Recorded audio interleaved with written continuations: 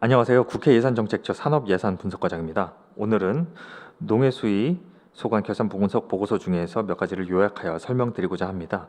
결산은 결산 심사에만 그치는 것이 아니라 소관 부처의 업무 보고나 국정감사, 나아가서 법안 심사와 예산안 심사와도 깊이 관련되어 있습니다. 저희 예산처에서 발간한 보고서에는 오늘 설명드리는 사업 외에도 많은 분석 자료들을 제공하고 있으니 꼭 살펴봐 주실 것을 당부드립니다. 네, 오늘 총 15가지 사업을 선별해서 설명드릴 텐데요. 먼저 소관 부처별 총 수입과 지출을 살펴보겠습니다. 농림축산식품부는 2023년 17조 326억 4,700만 원을 지출하였습니다. 이는 전년 결산 대비 3.1% 증가한 금액입니다. 해양수산부의 경우에는 6조 2,075억 2,300만 원을 지출하였습니다. 그리고 농촌진흥청의 경우에는 1조 2,330억 원, 그 다음에 산림청은 2조 5,365억 원, 해양경찰청은 1조 8,054억 원 이렇게 총 지출했고요. 이렇게 전체적으로 위원회 전체로 살펴보면 총 수입은 14조 5,102억 3,200만 원으로 전년 결산 대비 4.1% 증가했고요. 총 지출은 28조 8,153억 2,300만 원으로 전년 결산 대비 3.8% 증가하였습니다. 농림축산식품부 관련 사업들 먼저 살펴보겠습니다. 맹견 소유자의 정기교육 이수율을 제고할 필요가 있다라고 보았습니다. 현재 그 맹견 소유자에게 교육을 실시하고 있는데 이 사업의 대상 인원은 1,363명입니다. 그 중에서 891명, 65.4%가 교육 이수를 했는데요. 미이수 인원이 472명에 불과합니다. 이것은 의무이기 때문에 반드시 이수를 해야 되는 것임에도 불구하고 과태료를 부과한 건수는 4명에 불과했습니다. 미수 인원의 0.8%에 불과했습니다. 그래서 저희는 맹견 소유자 교육과 관련한 홍보와 미이행자에 대한 점검을 강화하는 등 맹견 소유자의 교육 참여율을 제고하도록 노력할 필요가 있다라고 보았습니다. 네, 다음은 국고 채무 부담 행위 성격의 쌀 시장 격리 자금 조달의 방식의 문제점을 지적한 것입니다. 정부 양곡 매입비의 내역 사업에는 이렇게 양곡 수급 조절, 그래서 시장 격리라고 하죠. 이제 시장에 쌀이 너무 많으면 그것을 이제 수급을 조절하기 위해서 이제 지금의 형태는 농협 경제지주 회사가 이것을 대행을 하고 그 양곡을 매입해서 이제 그 매입비를 이제 연차별로 정부가 보존해주고 있습니다. 2023년에는 이제 4,416억 2,700만 원을 집행했는데요. 이것은 2008년부터 21년도까지 농협경제지주가 시장 격리곡을 매입하는 데 쓴 비용에 대한 보전 비용입니다. 이제 분석 의견을 말씀드리자면 농협경제지주의 우선 자금 부담으로 시장 격리를 실시하고 시장 격리곡은 양곡관리 특별회계 자산으로 인식하고 있는 게 문제입니다. 그러니까 즉 이렇게 한다는 것은 농협경제지주 보고 그들의 돈으로 사라고 한 다음에 그 돈으로 산 시장 격리곡은 국가 것이라는 것입니다. 그래서 농협에 외상 거래하고 있는 셈이죠. 이렇게 농협경제지주가 우선 자금을 부담하고 그 다음에 정부가 이에 대한 상환 채무를 지는 현행과 같은 방식은 정확하게 국가재정법 제25조상 국고채무 부담 행위의 성격입니다. 즉 지출은 나중에 할 테니 우선 계약만 합시다 라는 것이죠. 이것은 국가재정법상 원래 국회 의결을 사전에 얻어야만 가능한 것입니다. 그런데 현재는 의결을 이렇게 받고 있지 않고요.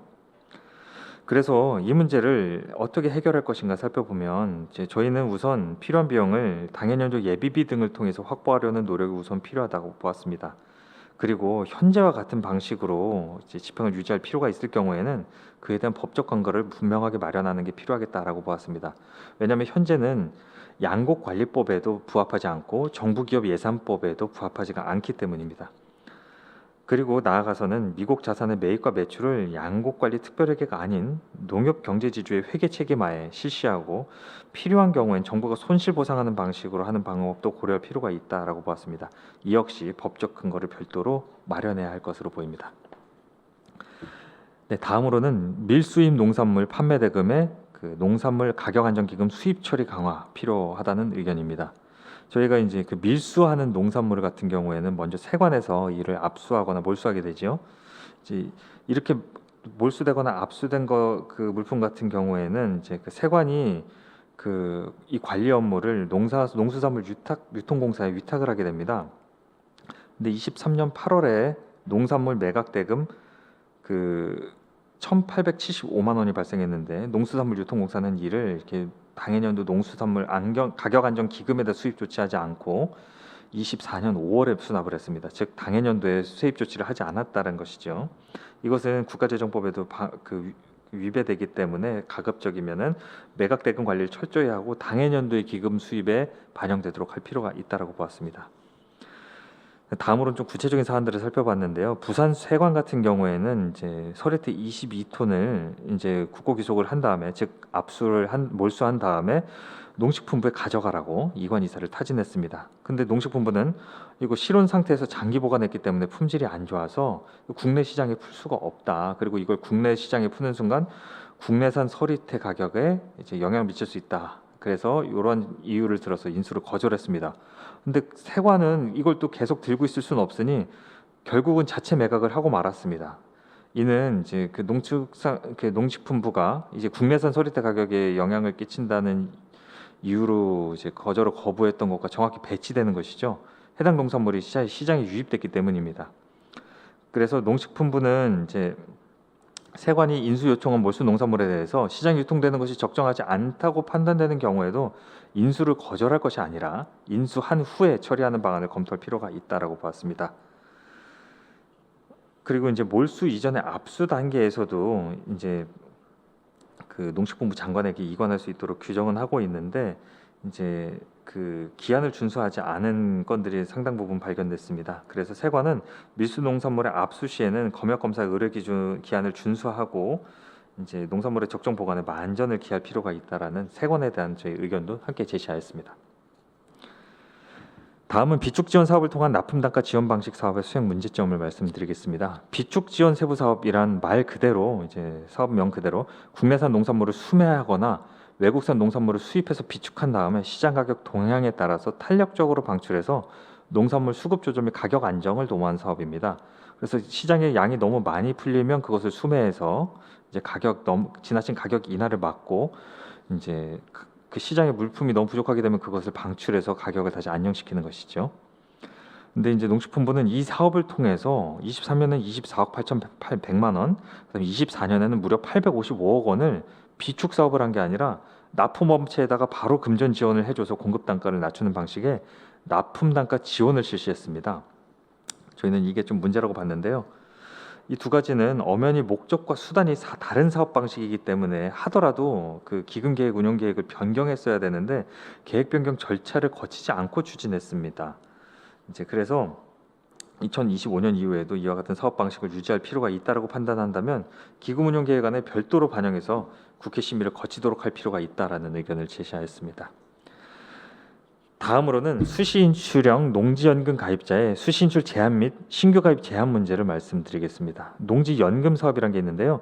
이것은 이제 농업인의 안정적인 노후생활 보장하기 위해서 소유 농지를 담보로 생활안정자금을 매월 연금 형태로 지급하는 사업입니다.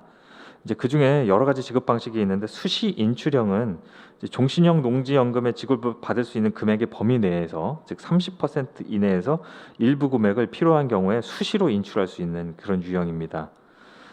이제 집행 실적을 살펴보니까 2023년도에는 이제 2,282억 3,700만 원에 348억 2,300만 원을 증액해서 이제 집행을 했는데요.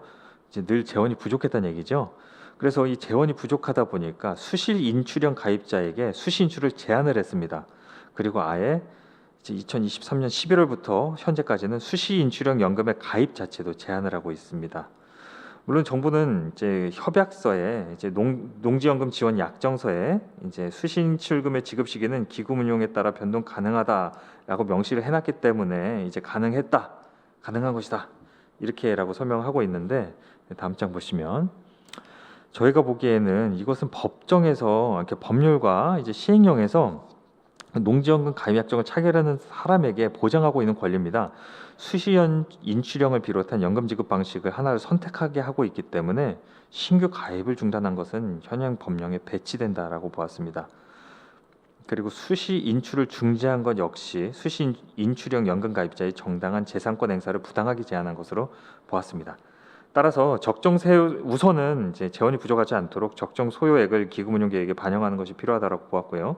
그리고 당초 제도의 취지에 따라 수시 인출을 가능하게 함과 동시에 합리적인 인출금 지급 기한을 설정할 필요가 있다라고 보았습니다.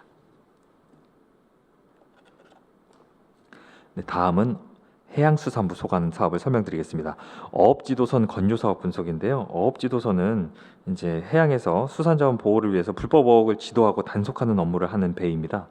이제 여기에 이제 그 직원들이 타서 이렇게 순시를 돌게 되는 것인데요. 작년 집행 실적을 보시니까 90억 7,400만 원을 불용했습니다. 이 불용은 900톤급 세척을 이제 만드는 과정에서 소송이 발생함으로 인해서 발생한 것으로 나타났습니다. 네, 분석 의견을 살펴보시면 해양수산부는 21년 10월에 원래 900톤급 국가업지도선 세척에 대한 건조 계약을 체결했습니다. 총 사업비는 696.5억 원이었는데요. 이제 낙찰 업체가 허위 입찰 서류를 제출한 것으로 드러나서 법원이 공사 중지를 명령했고, 이제 23년 12월에는 업체와 건조 계약이 해지되는 데 이르게 됩니다. 그 다음에는 이제 공사가 아직 재개되지 못하고 지금 이제 세척 자체 공정률은 1호선은 63%, 2호선은 53%, 3호선은 35%입니다. 즉 배가 만들다만 배가 지금 녹슬어 가고 있다는 얘기입니다. 그래서 이걸 어떻게 해야 되나 지금 고민하고 있는데, 제 1안은 잔여 공정을 재개하는 것입니다. 녹슨 배지만 다시 만들기 시작한다면 물론 이제 완성을 할 수 있겠지만 선박 수립이나 물가 상승 등으로 인해서 121억 원이 추가적으로 소요될 것으로 보이고요. 제 2안은 이제 건조 중인 세척의 배가 이제 안전성이 확보되기 어렵다고 보이니 폐품 처리한 다음에 신규 건조를 추진하는 건데요. 이렇게 되면 기존에 집행했던 321억 원이 매몰 비용이 되게 됩니다. 그래서 이런 일들이 안 일어나려면 어떻게 해야 될까 저희도 고민을 해봤는데요. 이제 우선은 책임 소재에 대해서 철저히 조사하는 게 필요하겠지만 입찰 서류의 진위 여부를 검증하는 절차를 이제 그 해당 부처와 그 조달청이 함께 강화하는 제도적 개선 방안을 마련할 필요가 있다라고 보았습니다. 네, 다음으로는 어촌 뉴딜 300 사업인데요. 제 어촌 규모와 특성에 맞게 이제 맞춤형 지원을 하자라는 취지입니다. 그래서 300개 지역에 대해서 이제 낙후된 생활 인프라를 개선하거나 어촌을 도시 수준의 생활 공간으로 혁신하는 사업인데요. 이제 총 사업비는 2019년부터 2025년까지 7년간 총 3조 원입니다.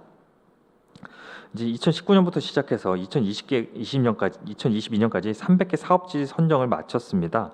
그리고 2025년까지는 잔여 공정을 마무리하고 종료될 예정인데요.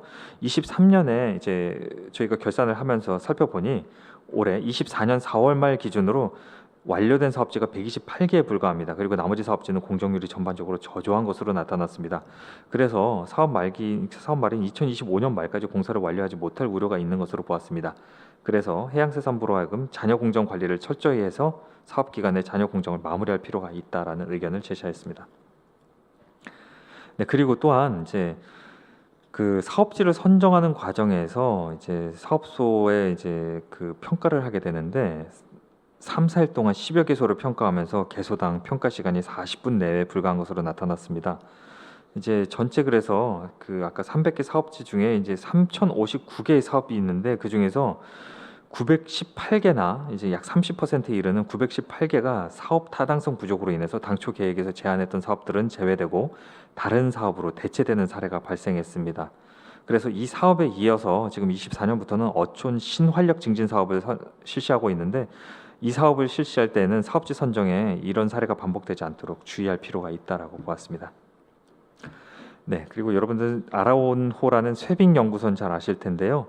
이제 이 아라온호보다 강화된 쇠빙 능력과 향상된 이제 기준을 적용한 친환경 차세대 쇠빙 연구선을 건조하고 있습니다.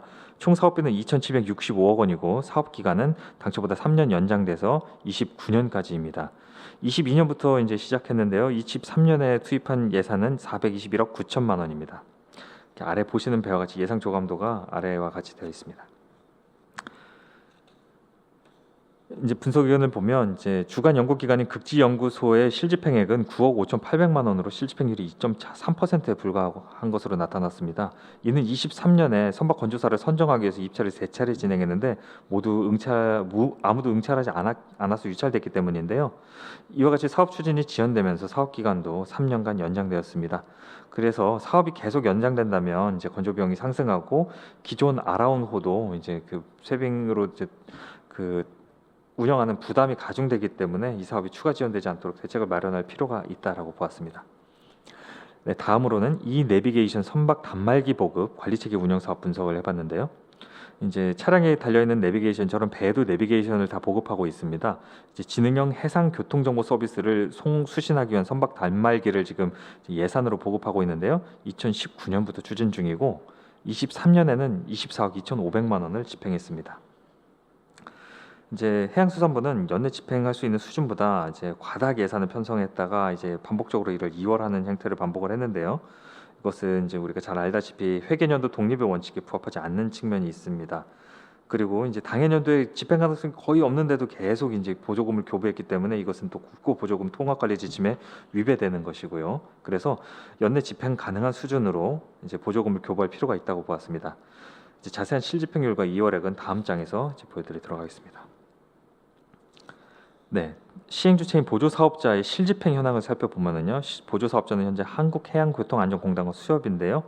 이제 실집행액은 매우 낮게 나타나고 있고 실집행률은 2019년에는 0.2%, 2020년에는 9.6%, 지금도 50%를 최근 3년간에도 50%를 넘기 어려운 것으로 나타나고 있습니다. 그래서 2월액의 합계는 이제 총 230억 3,500만 원으로 실집행액 합계 187.6%에 이르고 있는 상황입니다. 예. 다음으로는 농업용 로봇 실증 지원 사업의 실행 비목 편성 및 집행상 문제점을 말씀드리겠습니다.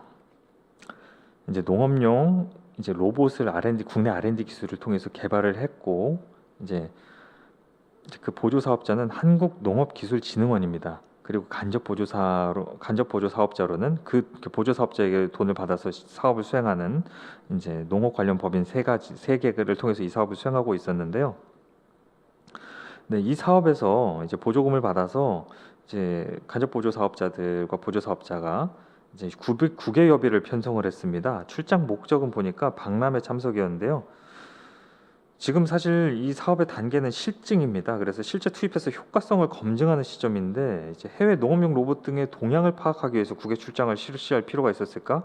필요가 있었더라도 과연 이 예산 사업에서 쓸 필요가 있었을까? 저희는 어렵다고 보았습니다. 실제로 출장 보고서를 살펴보니까 이제 현장 실증과 관련된 정보 취득 등의 성과도 없었던 것으로 파악됐기 때문에 농촌진흥청은 이제 이와 같은 사례가 발생하지 않도록 주의할 필요가 있다라고 보았습니다.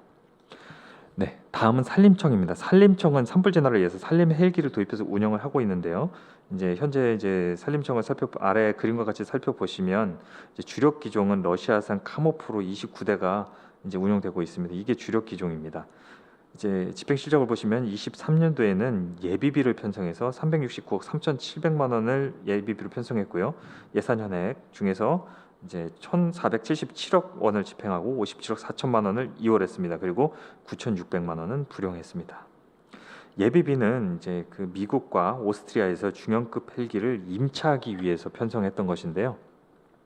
이에 대한 분석 의견을 말씀드리겠습니다. 산림청은 이제 23년 6월에 예비비를 신청하면서 24년 봄철에 쓰기 위해서 이 예비비를 신청한 겁니다. 24년 봄철쯤 되면 이제 노후된 카모프 기종 15대가 가동 중단돼서 필요한 양보다 헬기가 부족하기 때문에 이제 가동 중단되는 헬기를 감안해서 이제 임차하겠다고 예비비를 신청한 것이었는데요. 운영을 실제 해보니까 중단된 헬기는 10대였습니다. 결국 그래서 5대에 해당하는 만큼의 예비비를 과다 편성한 것이 됩니다.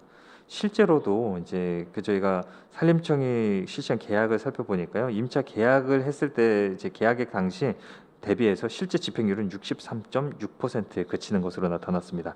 그래서 향후에는 정확한 추산을 통해서 이제 소요 금액을 적정 수준으로 반영할 필요가 있겠다라고 보았습니다. 예, 다음으로는 임차하는 것 자체가 맞느냐, 비용 대비 효과적인가라는 것을 또 분석해봤습니다. 헬기를 해외에서 단기간 임차하는 것은 고정 비용도 들고요. 그 다음에 훈련을 위한 비행 시간도 소요가 됩니다. 그것도 임차 비용에 포함이 됩니다. 아울러서 이제 헬기 부품비, 그 다음에 외국인 조종사와 정비사의 인건비, 그들의 왕복 항공료, 그리고 조종사 정비사와의 통역사도 필요하고요. 그들의 국내 체류비가 일체가 포함됩니다. 그래서 이 비용이 굉장히 많이 들어가기 때문에 비용 대비 효과적이지가 않다라고 이제 저희는 보고 해외 임차 도입 사업의 지속 여부를 결정할 필요가 있겠다라는 의견을 제시하였습니다. 예, 다음으로는 아까 말씀드린 바와 같이 현재 주력이 러시아산 카모프 이라고 말씀드렸는데요. 이제 러시아 우크라이나 전쟁이 발발하면서 러시아산 카모프 기종의 부품 수급이 곤란해졌습니다. 그래서 향후 도입할 때는 이제 그 2024년 이후에 매년 한 두 대씩 이렇게 도입할 계획을 가지고 있는데 이제 헬기 기종과 제조 국가를 좀 다변화할 필요가 있지 않는가라는 제 의견을 제시하였습니다. 그리고 산림 헬기가 이제 산불 진화를 하는데 골든 타임 제도를 운영을 하고 있는데요. 말 그대로 이제 정확한 시간 내에 도착하도록 유도해서 초동 진화에 효과적으로 대응하도록 하기 위한 겁니다. 근데 이제 골든 타임 준수 여부를 확인해 보니까 50분으로 설정된 골든 타임을 대부분 이제 초과하였고요. 달성률도 2020년 하반기엔 16.7%에서 2023년 상반기 조금 상승하긴 했지만 40.0%에 그치고 있습니다. 그래서 골든타임 달성률을 제고하기 위해서도 노력할 필요가 있겠다는 의견을 같이 제시하였습니다. 다음으로는 산림청에서 수행하는 사방 사업을 수행했던 이제 한국치산기술협회 용역 계약을 분석한 결과를 말씀드리겠습니다. 예, 사방 사업법에 따라서 산림청은 한국치산기술협회와 이제 사방 사업은 물론이거니와 이제 임도 시설의 점검, 그다음에 사방 시설 같은 것들의 안전 진단과 이제 산사태 방지 지원 사업 등을 수행을 하고 있고 산림 보건 사업의 타당성 평가 같은 업무도 이제 맡기고 있습니다. 이제 한국치산기술협회는 24년 2월에 이제 공공기관으로 지정됐는데요. 23년도 직원 평균 연봉을 살펴보니까 평균 연봉이 1억 1,700만 원에 이르고 있어서 전체 공공기관 중에 가장 높은 것으로 나타났습니다. 저희는 이 원인이 무엇일까 분석하는 과정에서 이제 이 협회가 산림청의 사방 사업과 타당성 조사 등 용역 사업을 독점적으로 수행하면서 과도하게 사업비를 지급받은 것은 아닌가 점검할 필요가 있다는 의견을 제시하였습니다. 그래서 다른 기관들도 수행할 수 있도록 이 독점으로 운영되는 것을 경쟁 체제로 제도를 개선할 필요가 있다고 보았습니다. 그리고 이제 참고로 살펴보시면 한국치산기술협회 수익금이 크게 증가를 했는데요. 이제 이 독점에 따른 이제 용역 계약에 따라서 수익금이 증가했는데 이것을 대부분 성과금으로 지급을 했습니다. 그래서 높은 연봉 역시 이 높은 성과급에 기인한 것이 아닌가 저희는 판단을 하고 있습니다. 네, 다음으로는 골든타임 사수를 위한 수색 구조기술 개발 사업 분석입니다. 해양경찰청에서 추진하고 있는 사업인데요. 이 사업 중에서 연안 고립자용 한국형 전천후 구조보트 개발 과제는 이게 말 그대로 갯벌에서 운용 가능한 구조보트를 개발하는 것입니다. 갯벌에서 이제 구조를 업무를 수행하려다 보니까 옆에 있는 그림과 같이 좀 독특한 디자인을 가지고 예상 조감도를 그리고 있는데 이 사업의 집행 실적을 보니까 이제 예산액 5억 7,200만 원 중에서 2,600만 원밖에 집행하지 못했습니다. 실집행률이 4.5%로 나타났습니다. 이것은 이제 주관 연구기관과 연구 책임자가 경영 악화 등을 이유로 2회 연속 과제 수행을 포기하면서 이게 예산 자체가 집행되지 않은 것으로 나타났습니다. 그래서 연구개발 전문기관은 이제 주관 연구기관 선정을 할 때 재무 정보, 이 과연 기업이 이 연구를 경영 악화 등으로 도중에 중단할 가능성은 없는지 같은 가능성들을 면밀하게 검증하도록 할 필요가 있다라고 보았고요. 해양경찰청도 이 R&D 사업을 수행하는 전문기관에 대한 관리 감독을 강화해서 이제 이런 사례가 재발하지 않도록 주의할 필요가 있다라고 보았습니다. 그리고 이제 연구 성과물을 연계하여 활용하는 방안도 마련할 필요가 있다고 봤는데요. 현재 구조보트 개발을 완료하지 못하고 종료된 이게 2019년부터 착수한 사업이기 때문에 구조보트 기본 설계나 운영 매뉴얼 등은 남아 있습니다. 이게 매몰될 우려가 있습니다. 23년에 이제 사업이 중단됐기 때문이죠. 그래서 이 사업의 연구 성과물을 연계 활용할 수 있는 방안을 마련할 필요가 있다라는 의견을 제시하였습니다. 네. 그리고 네, 경비 대테러 역량 강화 사업의 드론 예산을 분석하였습니다. 이제 저희가 불법 외국 어선을 단속하거나 할 때 대형 함정에다가 무인 헬기나 이런 드론 같은 것들을 탑재하고 이제 활용을 하고 있는데요. 그렇게 되면 단시간에 효율적 수색이 가능한 장점이 있습니다. 그래서 23년도에도 드론 관련 예산으로 6억 3,900만 원을 편성했는데요. 이 중에 400만 원은 불용하고 6억 3,500만 원은 전액 집행되었습니다. 이 문제는 이제 기체 결함 및 조종 미숙으로 인해서 무인기 사고가 지속적으로 발생하고 있다는 점입니다. 그래서 향후 이제 표를 보시면은 이제 납품 금액을 국고로 환수한 경우도 있었고 무상 수리를 제조업체가 해준 경우도 있었지만 이제 자체적으로 부담한 경우도 상당히 발생하였습니다. 그래서 향후에는 사고로 인한 불필요한 예산 지출을 방지하기 위해서 성능 및 안전성이 검증된 기종을 선정 도입하는 한편 조종자를 대상으로 교육 훈련을 강화해서 조종 능력을 향상시킬 필요가 있다는 의견을 제시하였습니다. 네, 이상으로 이제 농림수산해양식품위원회 이제 소관 결산 보고서를 간략히 설명드렸습니다. 꼭 본 보고서를 참조해 주시길 바라며 끝까지 시청해 주셔서 대단히 감사합니다.